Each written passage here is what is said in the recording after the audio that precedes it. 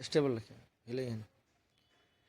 नमस्कार, आप भारत लाइव देखना शुरू कर चुके हैं। आप बिहार में एनडीए के बीच गतिरोध की खबरें जो है सामने आ रही थी, लेकिन इसे कहीं ना कहीं आरसीपी सिंह सारे गतिरोध को कम करते हुए नजर आ रहे हैं।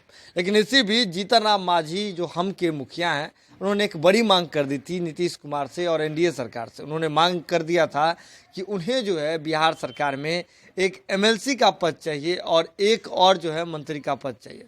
लेकिन इसके बाद जो एक और जो पार्टी है जो एनडीए में अहम भूमिका रखती है, हम बात कर रहे हैं वीआईपी पार्टी यानी कि विकासशील इंसान पार्टी की, उन्होंने एक अलग मांग जो है कर दी है, जिसके बाद सरकार की मुश्किलें बढ़ने वाली है। आपको बता दें कि मुकेश सहनी ने क्या मांग की है। दरअसल एक बार फिर से आप जो है अपने यादों का पन्ना जो है से पलटिए।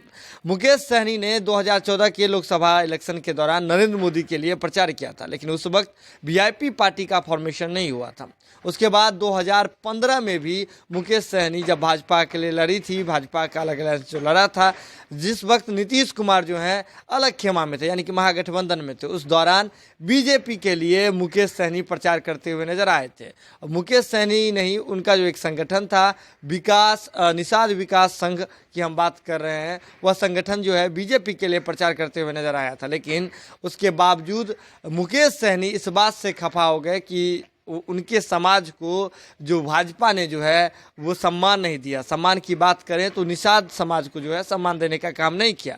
इस बात का आरोप लगा करके मुकेश सहनी अलग हो गए थे। लेकिन इसके बाद महागठबंधन में आए। महागठबंधन में क्या कुछ परिस्थिति बनी, बिहार विधानसभा चुनाव से ठीक पहले क्या कुछ परिस्थिति बनी, वो बिल्कुल आपको याद होगा। इसके बाद अंततः 2020 का जो इलेक्शन था, जो बिहार विधानसभा इलेक्शन था, उसे मुकेश सहनी ने एनडीए के साथ में ही लड़ा।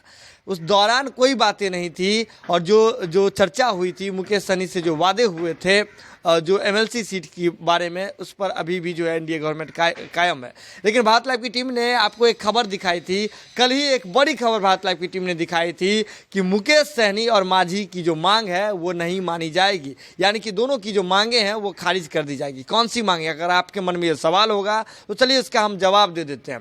दरअसल जो जीतन राम मांझी ने एक एमएलसी और एक और मंत्रालय का जो मांग कर दिया था, और कहीं ना कहीं मुकेश सहनी भी उसी उत्साह में दिख रहे थे, उसी मांग का समर्थन करते हुए दिख रहे थे। तो इसके बाद ये बात भारत लाइव की टीम ने साफ कर दी थी कि इन्हें जो है यानी कि इन दोनों पार्टियों को और इन दोनों नेताओं को जो है एमएलसी का सीट भाजपा नहीं देने वाली है और न ही अब जो है अतिरिक्त मंत्रालय देने वाला है। हालांकि मुकेश सहनी से जो एनडीए के जब गठबंधन में आने के दौरान और चुनाव लड़ने से पहले जो वादा हुआ था, वो सीट जो है उन्हें मिलेगा। यानी कि मुकेश सहनी, जिन्हें अब जो है एमएलसी बनना जरूरी है एक प्रक्रिया के तहत, क्योंकि वो हार करके आए हैं, सिमरी बख्तियारपुर से चुनाव हार गए थे, फिलहाल बिहार सरकार में पशुपालन मंत्री हैं, तो ऐसे में उनका एमएलसी बनना तय है। तो एमएलसी तो बन जाएंगे, लेकिन उनका जो सीट रिक्त होगा वो किसी को भी नहीं मिलेगा। यानी कि जो पशुपालन विभाग का जो सीट रिक्त होगा वह वीआईपी पार्टी से किसी को भी नहीं मिलने जा रहा है। ये बातें स्पष्ट कर दी थी भारत लाइव की टीम ने। इसके बाद मुकेश सहनी पर इस खबर का व्यापक असर पड़ा है और Mukesh Sahani back to basic चले गए हैं। बैक टू बेसिक चलने का ये सिलसिला लगातार जारी है। कभी Nitish Kumar back to basic जा रहे हैं, कांग्रेस बैक टू बेसिक जा रही है, तो वहीं जो है अगर बात करें तो वीआईपी के जो राष्ट्रीय अध्यक्ष हैं मुकेश सहनी, वह भी जो है बैक टू बेसिक जाते हुए दिख रहे हैं। बैक टू बेसिक जाकर के उन्होंने फिर से जो है आरक्षण वाला मुद्दा जो है उसे गरमा दिया है। उन्होंने कहा है जब बंगाल में निषाद समाज को आरक्षण मिल सकता है, जब दिल्ली में आरक्षण है, तो बिहार में आरक्षण क्यों नहीं है। अब बड़ी बात है कि एनडीए की सरकार है, एनडीए की सरकार में निषाद जो मुकेश सहनी है वो खुद भी मंत्री हैं, पशुपालन विभाग के मंत्री हैं।